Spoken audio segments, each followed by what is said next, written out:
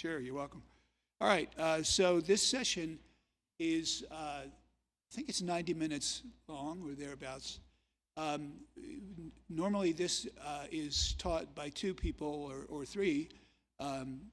Fatima was introduced before. She's one of the speakers, and I'm the second. And then the third is Candace Poor, and she's not able to be here today because of family challenges, and so it's Fatima and I will present this session, and we had a sort of a discussion session to get familiar with what each of us would say, and she was an excellent contributor to that. So I'm anticipating some really good concepts and ideas from her. So let's go ahead and get started. Push that button. Okay. So here we are. Candace Pollock-Moore and I are and Fatima are the speakers. All right. First, we start with SSARE, Sustainable Agricultural Research and Education Program.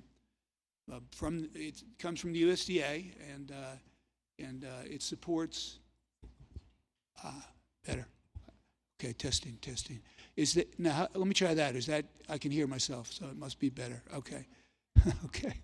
All right. So the SSARE program is really a very wonderful program. It provides support for sustainable agriculture development, and primarily through research, but also other training and education programs and so on. So I'm going to select certain things to talk about in this talk, because there's really probably 2 hours, 3 hours of material here, and we want to get back to the exercise that we were doing. So you'll see me skip some sections of these. This session is focused on producer grants. SSARE provides funding, $20,000 to $25,000 maximum, depending on the structure of the grant, for producers. That is to say, if you're a producer, you can come up with an idea, an hypothesis, and use this program to seek funds that will help you test your hypothesis. Okay, and those are the producer grants. There are, I think, 5 other categories of grants, but this is the producer grants program, and it is these funds are managed by Candace. Okay. There's a few points there, but the farmers must be full or part-time, and you can read. There's a lot of detail in this presentation, so we're going to just highlight certain things about it. Producer grants are, as I mentioned, awarded up to $20,000 to $25,000. The expenses. This is one of the things that makes it a little bit hard to manage the funds sometimes. Is the expenses are reimbursed. In other words, you pay for the work that you want to conduct, and then SSARE reimburses you. So that's always an inconvenience for the farmers, to say the least, but that's the way the program is run. Funds for up to 2-year projects, and there will be a call for proposals that comes out annually, and that's so even if you don't get funding the first year, you don't get funding the first year, you can seek it in additional years, and hopefully eventually be successful. In that call of I'll back up just a second. In that call for proposals, there's going to be a lot of detail on what your grant how it should be written, what sections in the grant, and so on need to be there. And if you have questions on this, what goes in the grant, you can ask me. I'm not the expert on this topic. That Candace is, and she will respond to you if you have a question like, I don't know, what does this mean here? What do you want me to do in that section? And she'll tell you, and all of us will if we can. But she's the most knowledgeable about the producer grants. All right. So the first thing you do is you select a research topic. We started by what you heard before. And Yeah, let's see if there's anything I want to emphasize here. Yeah, bullet number two, research existing literature on your idea. In other words, if you're you may have an idea, and it may be a really good one that should be tested, but it's often advisable to make sure that nobody's done the same work before, and the SSARE database is a good way to find out what work has been done before, and also by researching other projects, you'll get an idea of better idea of what you want to do with your funds when you receive them. So let's see. Yeah, I think bullet number 4 I'll mention. SSARE supports new and innovative ideas or alternatives, new solutions, and this is where it probably gets the most fun. Is actually thinking about what is it I want to do, and how am I going to find out if it works? How am I going to test it? So, we're still in our material, right? Or are you coming up? I think you're next. Okay. Yeah, perfect. Fatima.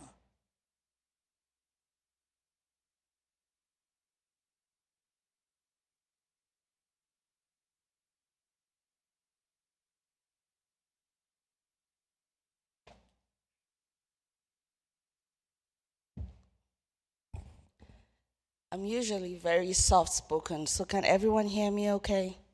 Good. My name is Fatima Jackson, as introduced earlier. My husband and I raise meat goats in Salvisa, Kentucky, so just 45 minutes from us. So our journey with Southern SSARE actually started 5 years ago, from applying to the grant, I think about 2 times, and not getting approved for the grant. So it was the 3rd time that we got approved. And so I'm gonna try to work through our experience even with the ones that were not approved. So it's just blindly applying the first 2 times, not really having an understanding of what it is. So, not until I attended a webinar by Brennan Washington, he also works with Southern SSARE, that I really understood what the program is and what really are they looking for. So one of the things, and Paul mentioned one of them, is the project database. That is very important.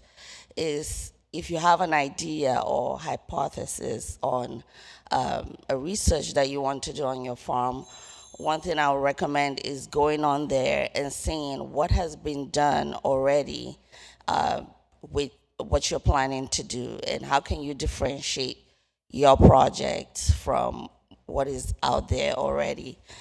And that's really important, because one of the feedback I received from the other 2 that were not approved was, oh, I've seen this before, I've seen this. Have you even checked the database? So those, that's really important to point out. And so from Brennan's webinar, one of the key points he mentioned is don't look at it as something to pay you to farm. So this is specifically to conduct research to help your farm and other farmers, because of course you're gonna publish your report, and other farmers can have access to read it and hopefully adopt some of the practices that you implemented in your research. So that's one important point that he pointed out. So when you're putting out your expenses, how much you're gonna spend, just be mindful of that, and not say, you wanna have a plot, so smaller plots versus 10-acre plots, that sort of thing. And the other thing Brennan mentioned is most times farmers shy away from paying themselves for work that they would put into the research. So he encouraged farmers to not be afraid to put in market rate of the amount of labor, account for it in the expenses when you're estimating for the research, your research project. And I wanted to say something about research. Of course, we have Paul here who has the technical knowledge, and he's gonna walk you through how to properly conduct the research. But as farmers, we do research every day. There are things that you observe on your farm. There are problems that you wish would go away. So these are the types of things you need to think of. And a lady, earlier I overheard her when she was talking to Dr. Vincelli about sheep genetics. That's actually an excellent project idea and a need in that market, especially with small ruminants where you have different crosses, a lot of variations. So I think that's an excellent project. And that's one of the things with conducting research with SSARE. It helps you think differently, in terms of data, research, what works or what doesn't work. And I'm just gonna throw this out there. If there's anyone that raises meat goats, another good project idea will be dressing. So if you think of sheep, if you go to like Kroger or Whole Foods, you would find, lamb to buy for retail, but you never find goats. And one of the reasons is just the variation in the way goats dress, especially even within breeds. So that's another, good project out there that someone who raises meat goats could adopt. So I really don't know what the problem could be, but it's more a big problem that could be broken down for research into different areas. So we need goat meat in retail. So another experience we had during the process of the research is, the reporting. A lot of farmers I know might be intimidated with the reporting part of it because, you're going to have it published out there. But I would say do not be intimidated. They do make the process pretty straightforward. So because I really was concerned about submitting my first report, but after I did it, I was telling Candace, like, wow, it's not as hard as I thought it would be. They really make the process. They try to streamline the process for you. And the other big thing is the support. So you have tremendous amount of support. So from our extension agents there at Mercer County, and we did get to work with Nat Colton here at when he was at KSU with the forage part of it. And Brett also, we had a call with him. So there's a tremendous amount of support. So don't be afraid of the research part of it because you have the support that you need. And Candace also visited the farm, so that was also cool.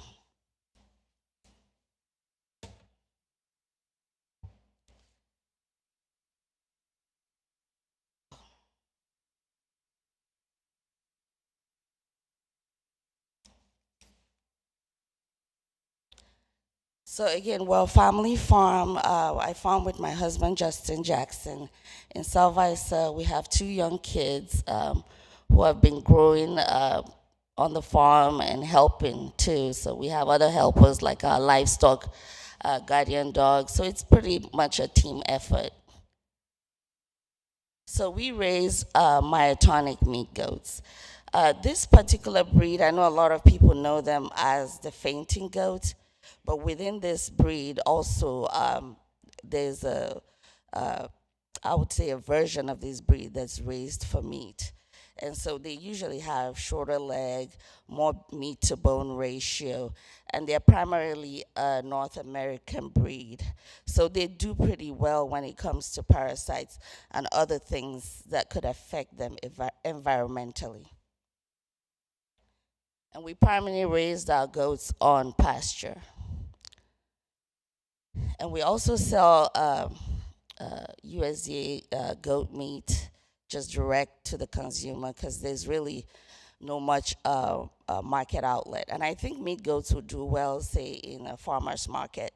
But again, with young kids, it's just hard to do all that. But that's if someone is raising meat goats and is able to do a farmer's market, I think that would really be a good opportunity there. So we do rotational grazing in the summer, spring, and fall when we have some forage. Because if for those of you that raise livestock, you really need forage, or else you're just not gonna make anything. So forage is super important. We also kid on pasture. I mean, sometimes you have those that have issues that you have to bring in, but a majority of our goats kid on pasture. So the reason for this research is, as those of you in Kentucky know, fescue is pretty much what we have in most of our pastures, tall fescue. And when we started raising goats, that's what they will be on in the summer. And one of the things we noticed was in the summer they were losing weight.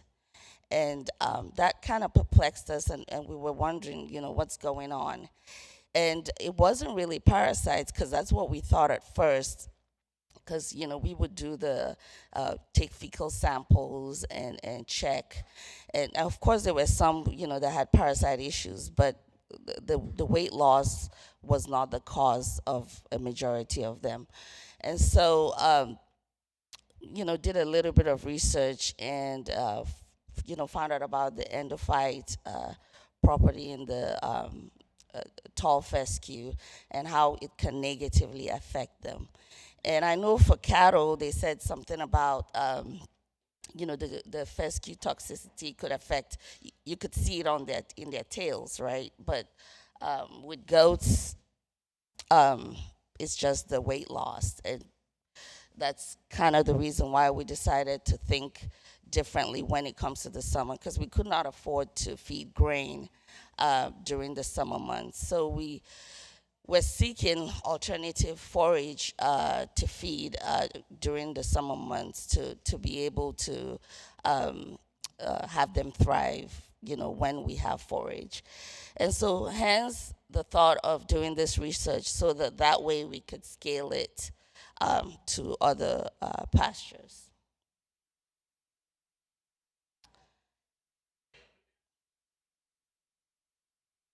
So we do have some broadleaf forage on our farm, which is really what goats prefer, but it was just gonna last them a month, and so we needed something else, something where they could go graze and we could rotate them. So that was the main problem. So we received the grant in 2023. We did have some seed purchased, and we also did some soil amendments. So, getting everything ready for planting. And in last year, we did plant Sericea lespedeza, switchgrass, big blue stem, Indian grass, and some novel fescue. And the goal wasn't to use all these forages for the research, but what happened last year was we had the drought, and we had to do some replanting. And so that's kind of why we have this many forages. So for this year, we might reseed if needed. We do have some cover crops right now for the winter. And we're going to prepare our plots. So using electric netting, smaller plots, get them ready for grazing. And we're going to record some weights and maybe start doing some analysis this year. And possibly we may request an extension, which is possible with the SSARE grant, to hopefully do more grazing to get more data next year. And we hope to have some sort of outreach, so if there's anyone interested in participating, let me know, and I'll get your contact and get in touch with you when we start the outreach for this project. So these are pictures from our farm, you know, during the drought last year, and how some of the seeds just died. So it was really heartbreaking, but again, that's part of farming. And finding help is also hard, so we had to figure out a lot of things on our own. We're really grateful for the technical assistance we got. That also helped. And we do have some successes. So we do have, because these were planted early, so they were not really affected by the drought, was our Sericea lespedeza and novel fescue. So we got that established at least. So if anything, we would have these to work with. So that's all I have, and I will pass it on to Paul, and I guess at the end we can get questions. Thank you. Okay. So Paul said Dr. Vincelli said we could take questions. So if anyone has any questions.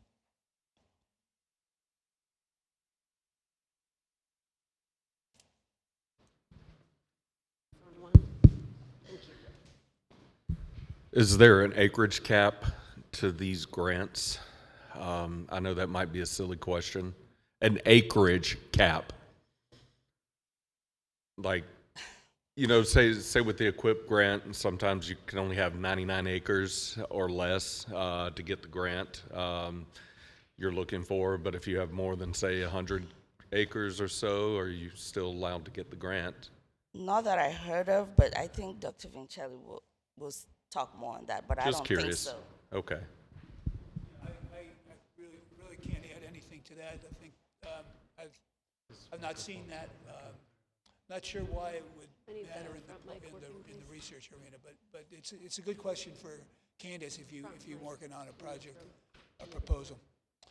How's this doing? Is this microphone working? All right. There's no acreage cap on the grants. This isn't aimed at small farms particularly or large farms particularly. A real main requirement is that $1,000 minimum demonstrable income.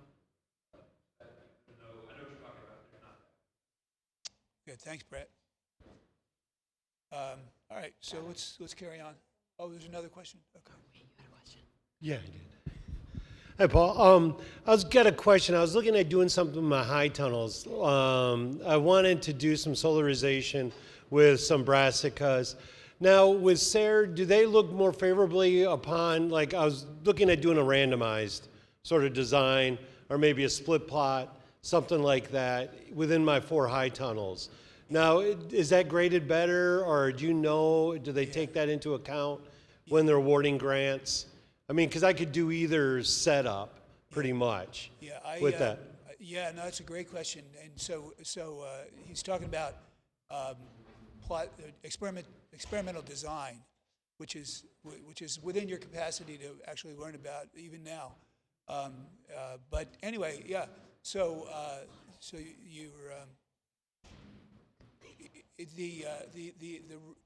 this is a direction that SSARE is going in. Doesn't mean every farmer is going to need to come up with a randomized complete block design, for replicated tests. It just gives you more understanding, as Fatima said, of your research, and also it gives you sort of a competitive edge. It's something that the administrative council is going to be looking for over time. So you might have that part, the statistical part, worked out to make your proposal more solid, and also to give you some added advantage. But I do want to say, a lot of farmers might be interested in the statistical part, but really don't have time for it. So other ways that this may show up in the future is is a farmer hires it could be a county agent or a consultant, and they've taken a course in statistics, and so they're able to help you more, and you can write that cost into the proposal. Mic, please. You got one more? Okay. Hey. Oh, let's see. Okay. Hello. My name is Brianna. Thank you so much for that presentation, Ms. Jackson. Especially the photos, that was very precious. I don't have a technical question, but just curious if you can talk about why you decided to get into goat farming if there's not such a large retail market for it here.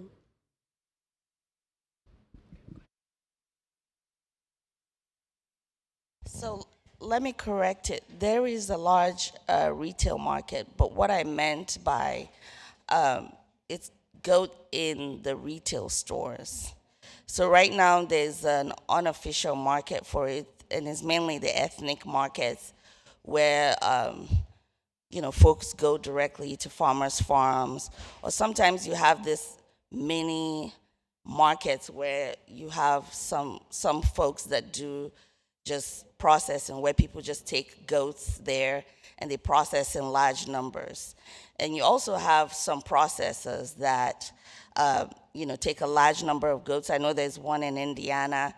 He's a hub for most of the goats that are raised in Kentucky and neighboring states. And what he does is he skins the goat and sells them whole to ethnic markets, say in Chicago or the eastern part of the country. So there's a huge market for goats. But what I was referring to specifically for SSARE grant is taking goats to, say, a Walmart or Whole Foods or Kroger, because you would find, if you go, you would find a leg of lamb there. And there's people that consume like a leg of goats or, goat chops or ground goats. There's folks that consume it that way. But most of the ethnic market do not consume goat the same way. We pretty much eat the whole goat. Most of it, I would say. So there's a difference there. So I was referring more to getting it in retail stores. Let's go back to the slides now, and so we make sure we cover all the topics, and we'll have more time for questions. Perfect. Thank you. Okay, so all right. Looks like we're into the hypothesis testing part. So how many people have heard of the terms randomization and replication? Okay, good. Yeah. So the question is, what does that mean? And probably most of you have an idea of it, but I like to make sure we cover that base. So we talked about baseball, and basically the question I asked my students is, why do we play best of 7 for the World Series? Because we know that the first game may not be won by the better team, right? Is everybody in agreement with that concept? So that's one point. Is replication is just a way to increase confidence in your outcomes, your research outcomes, and we went through this. Don't forget, an hypothesis is just an idea that may or may not be true, but can be tested. Okay, so kind of get through that just with that. And then randomization. Why do we randomize? Okay, and I think this is the best way to illustrate it. This is a picture of a field, and you can see that there's something that doesn't surprise you at all. There's variation in the field, and we don't even know the nature necessarily of all the variables that are causing that variation, but you can see it. Okay, and so why do we randomize? Well, to try to reduce the impact of variation on our outcomes. So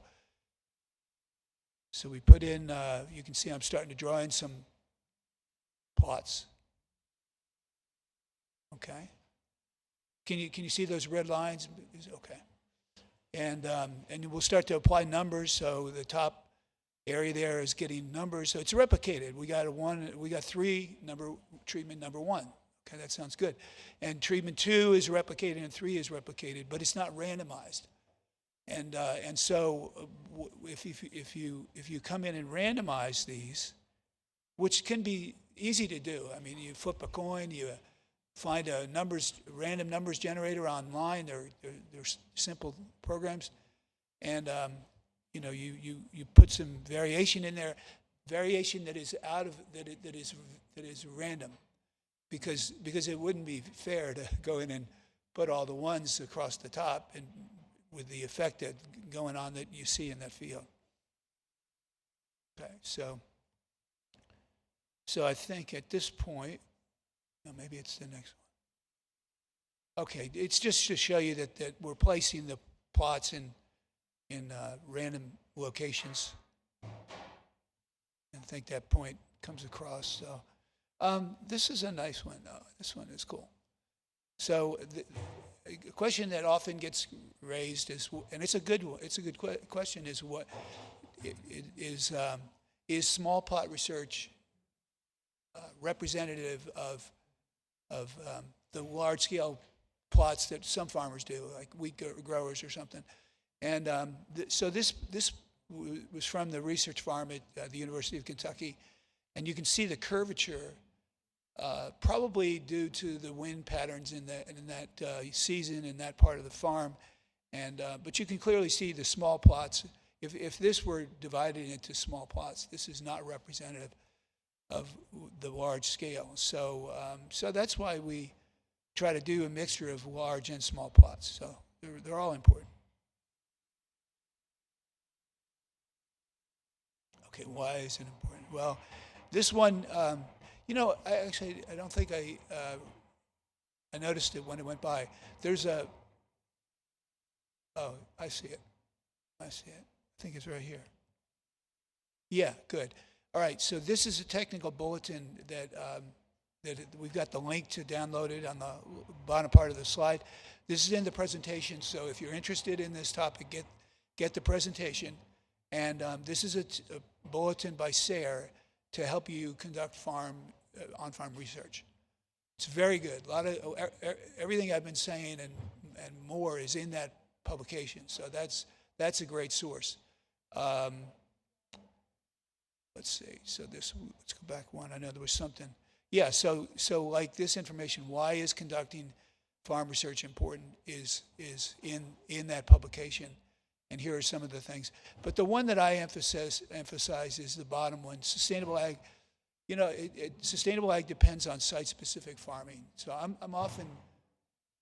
often read that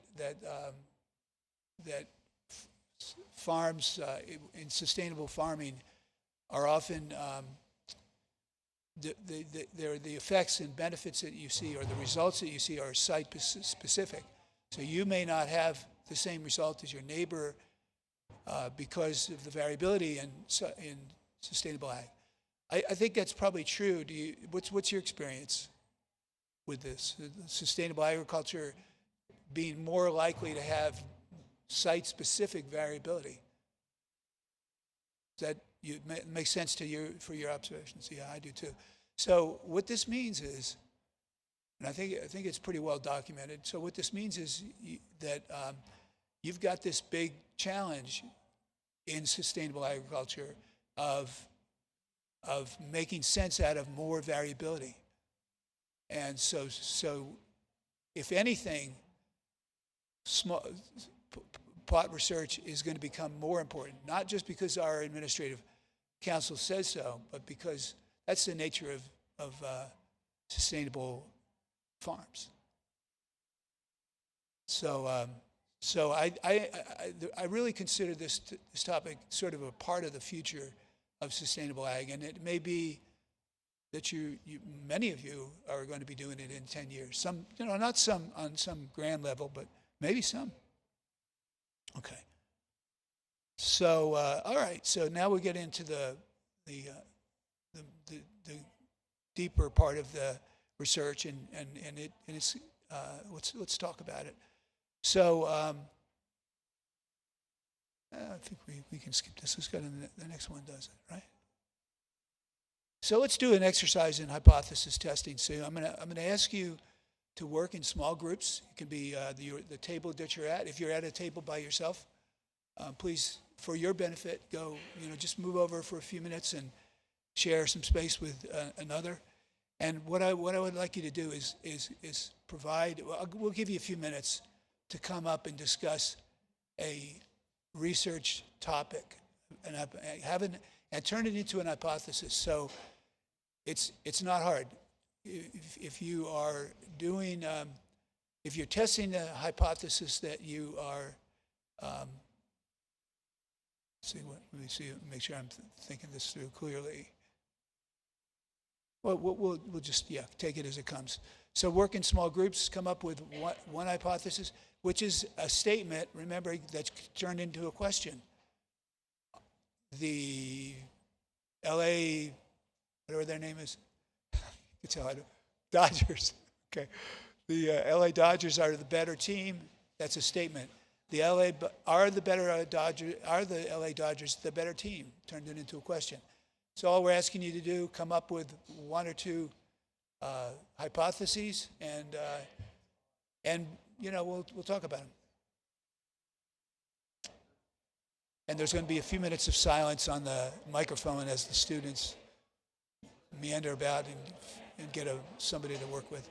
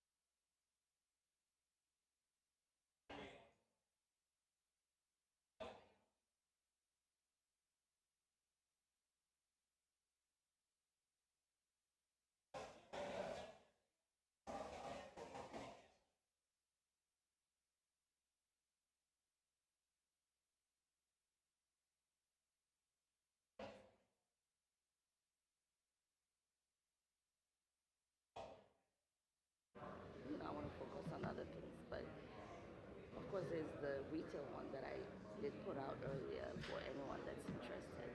But for yours, I guess Sarah is your person. That's why I kept pointing, because she's very knowledgeable when it comes to the crops part of it. So that's why I kept pointing to her. Do you want to? Oh yes, come on.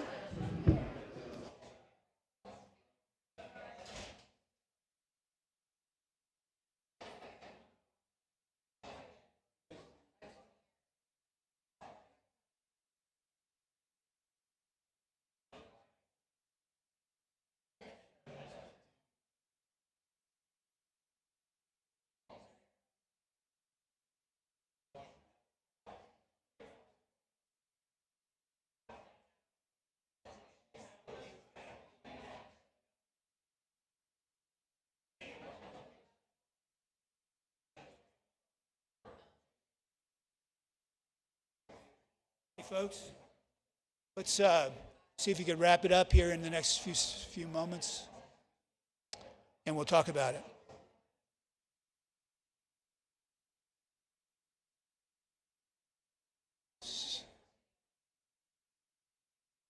So let's go ahead and talk about it. I'm very curious to know what you've come up with. I have to say that I can tell like that if a group's got good energy and good creativity and good creative thinking. You guys form groups like that, and you're still talking, so that's a good sign. All right, so who would like to share their hypothesis. Oh, okay. She's got the microphone. So it could be it could be a challenging one. It could be fun. Anyone? Okay. I don't know. They're still talking. That's pretty good. Yeah. Who would like to share? All right. The craziest hypothesis I ever heard in class was, I think there wasn't the craziest, there were others, but he wanted to spray bourbon on the plants and see what effect it had. Can you get a little closer to the mic? Get a little closer? Okay. Bring it up for you. Oh, okay. Testing, 1, 2, 3, 1, 2, 3. Is that better? Okay, yeah. All right, so help us out. Give us an hypothesis. Yeah. You're asking for our hypothesis? Yes. Okay, so the hypothesis, which may not be true. Right. Oh, sorry. Am I loud enough now? Okay. Is going to be that we can force soil succession into forest soil for the purpose of weed control in pasture using a fungally dominant compost tea. Okay, so repeat that. This sounds good. Sure. Yeah. It's got to be the exact same. No. Okay. No, what As a form of organic weed control, we can use a fungally dominant compost tea to spot spray weeds like thistle or Johnson grass Okay. to force that soil into succession towards woodland or forest, Okay. making it inconducive or non-conducive to the weed biome that it needs to thrive. You know what? I think that's a really good one because it's clear what you're saying to me, and you actually threw in ways to the ways that you would measure your effect. So that's a really good one. What would be one measure that comes out of your work? Just real, yeah. Just so you can see this, folks. Well, one measure Yeah. would be, I think, the withering or the non-reproduction of those weeds. Okay. So if it were a thistle, let it go to seed, and see if that soil around it is conducive to new weed growth Yeah. or not. I think all that's measurable. So that's very good. Anybody else? Did you come in with any hypotheses? Research partnership with biochar. Oh, duh. Can you hear me okay? There we go. We have 4 acres. 2, we did conventional till and applied biochar. This is soybean. And then the other 2, we also applied the biochar but did not till. So it's a application of biochar. Yes, we're trying to see what the yield is, but also really measure the impact on soil compaction. Okay. So what do you expect with and this is again a little tricky now, but focus on the word expect. What do you expect will happen where you put on the biochar? KSU expects. If what? KSU expects reduced soil compaction and Okay. better aggregates of the soil. Okay. Measurable, certainly, yeah.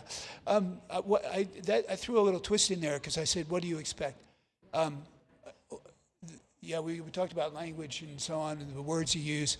And so it is okay to expect something to happen. It is not good scientific practice to want something to happen. I want my biochar to look better.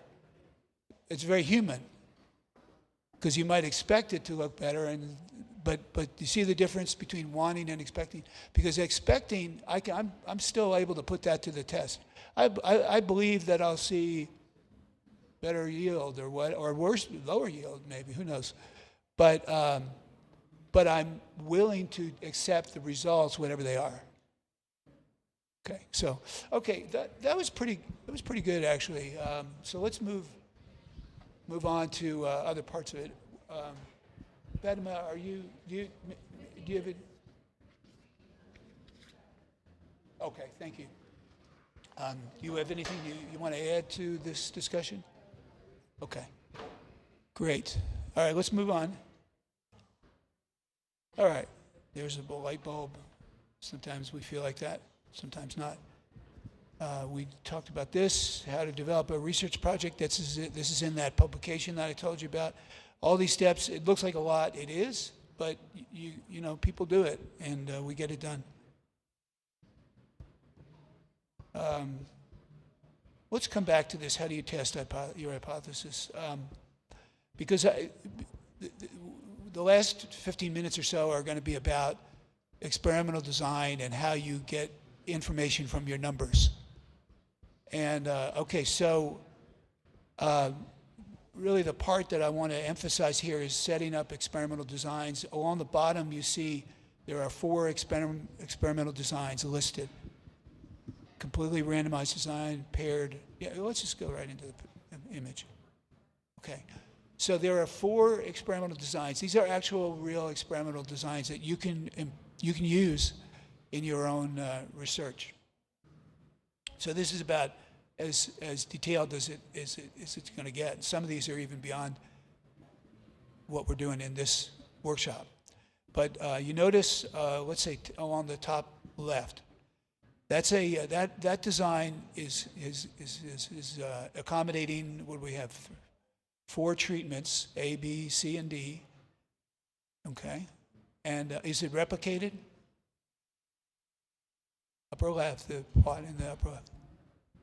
Sorry, I didn't hear it. Is it replicated? Upper left. Say again. No, but are the plots like say, let's say A is a treatment, B is a treatment, C is a treatment, and D is a treatment. You got all 4 that you want to test, and we put it out this way, upper left. Are the treatments replicated? In other words, are they done more than once? Yes. Yeah. So this is actually a valid experimental design. Is it randomized? Yes. They used, you know, a dye or something like that. So that's a completely randomized design. It's called. You can use that, do a statistical analysis of it, save it. That's a good idea right there. The other one out of this group that you will be able to apply in not too long the future is maybe today when you dig into this is upper right, and that is what's called a paired comparison. So you can see that there's an A and a B, right? A and B are the true treatments. Everybody see that there are 2 treatments there? Okay. Yeah, and it's randomized. But what's distinctive is this is a paired comparison. So A is compared to B, not A is compared to B, C, D, but A is compared to B, and B is compared to A, and so on. So that's a valid design, and it has its own statistical tools for analyzing it. We'll look at those. The other 2 along the bottom are designs that you will find being used by people in the field. Maybe more likely people with a statistics course or 2. But we want you to at least recognize these names. This is lower left is a randomized complete block design. And what is, yeah, let's just call it, give it a name, and we'll come back to it. And on the lower right is, that is a split plot design. So these 2 on the bottom are designs you need your own, you need some background in, but you can get that, okay? Yeah, skip that. I think we're covering that enough. This is, yeah, we're skipping over these because, all right, I should have put this in the beginning. What you're seeing is the entire experiment in this soybean field.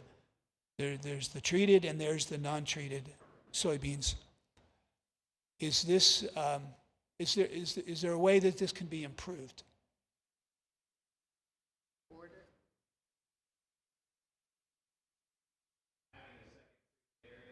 Second treatment. So in other words, replicating.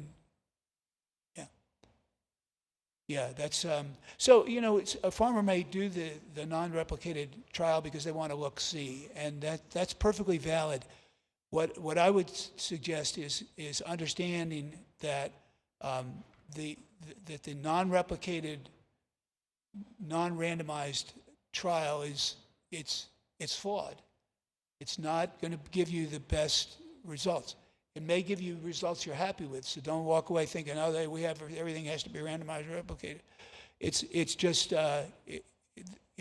there's the limits to its strength in terms of what it tells us. But here's a project that was funded out of Southern SSARE, and this was they mapped out their field. Everything was unreplicated.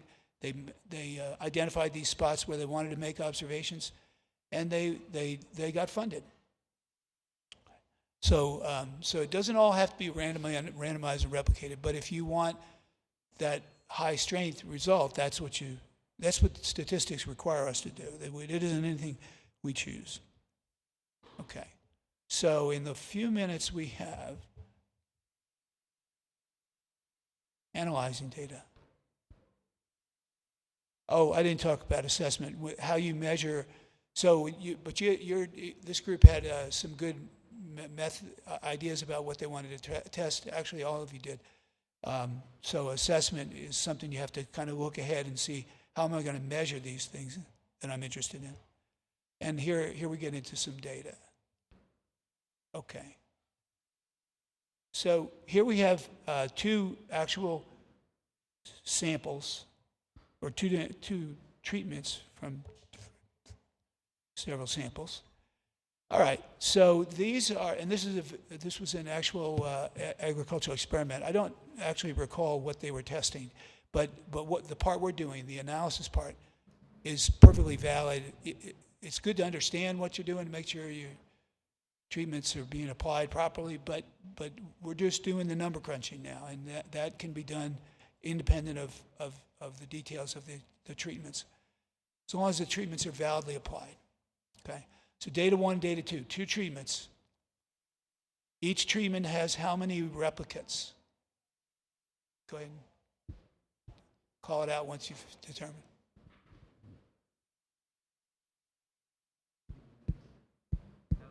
9, exactly. Good job. I know it's kind of hard to speak up in a setting like this, but thank you. Keeps everybody on our toes.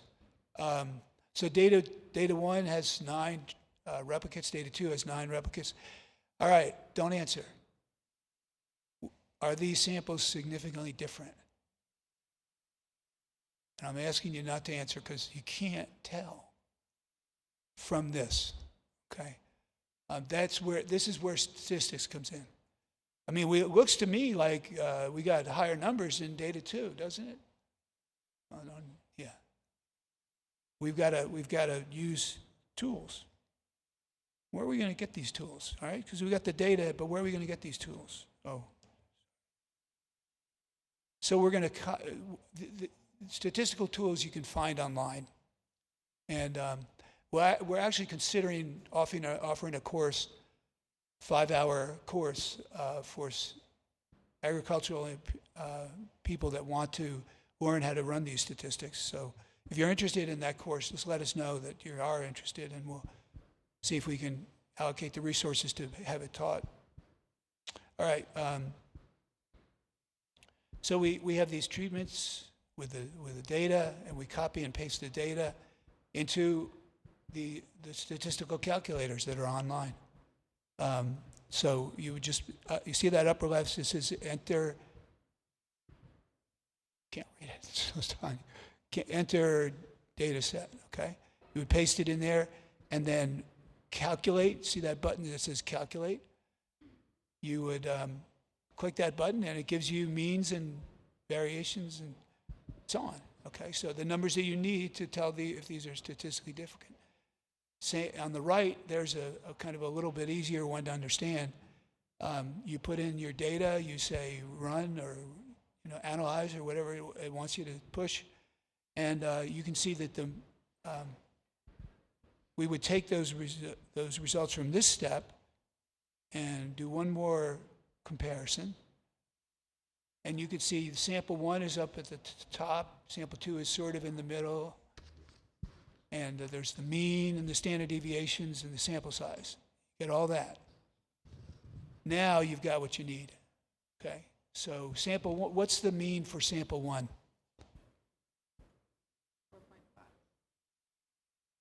I'm just making sure we're seeing what I'm saying. Yeah, oh, okay, fine. All right, so the mean for sample number 1 is, somebody said it, 4.55.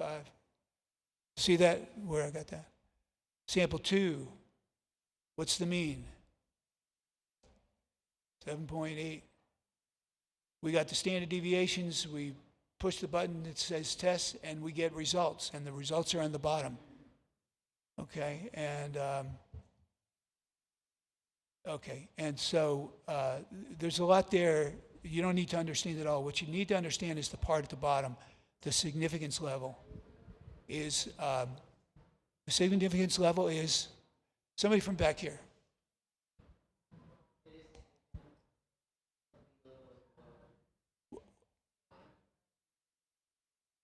I'm sorry, I can't hear, but yeah. Very good. Yeah, he's looking at. The last thing we want to do is tell you what the p-value means. It means it's giving you the probability of being right or wrong in your conclusion. And with a p-value, the critical value in many field things is 0.05. Write that down just to have it, 0.05. And if your p-value is above 0.05, see, I want to make sure I say it right. If your p-value is above 0.05, it's weak evidence. If it's below 0.05, it's strong evidence that they're different. Okay? And you'll see those p-values everywhere you look, and now that hopefully they'll make sense for you. So are those two treatments different? No, not according to this analysis. Okay? And that, I think we're at time's up, right? I'm sorry? Okay, questions, right. Yeah, we got one back there.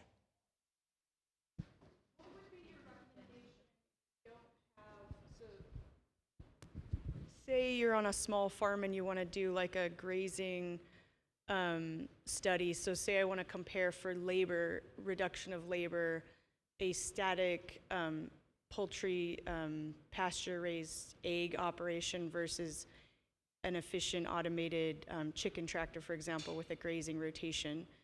There's obviously a lot of data I could collect in comparing a static versus a grazing, but it doesn't create that perfect pattern of like a checkerboard, because I don't have a huge farm to have two flocks of different animals running on two different paths and all of that. So let me come up there and hear it, because it doesn't come through. Oh, hold it up. Sorry. What would you recommend for a small farm that wants to compare like a static egg production versus a chicken tractor egg production with some automation when you want to track really labor? So the biggest thing I want to look at is labor reduction, so an input reduction, but it doesn't have that randomization component. Okay, yeah, a couple good questions embedded in there.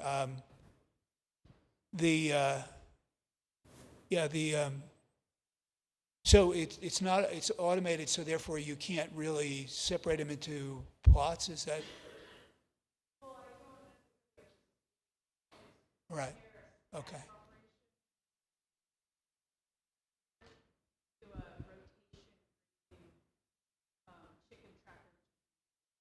Yeah. You, one thing is, you have a comment? Yeah, one thing is you may not, it may be impractical to apply a true randomization, but it may be possible too. Like maybe every so often there's a collection of what's coming out, and it's, you know, it represents one or the other treatments. It might be possible that you can actually do a pseudo randomization or a true randomization. Might be possible, and I would definitely not give up on that idea. But if getting unreplicated results, I mean, I've used them too sometimes just to know, yeah, I see a little bit of a difference there, or I see a big difference. I don't have to run the statistics. Yeah, come on up.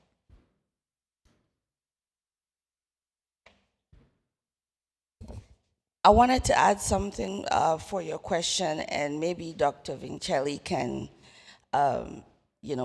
offer more advice on that. But what about doing one year and another year?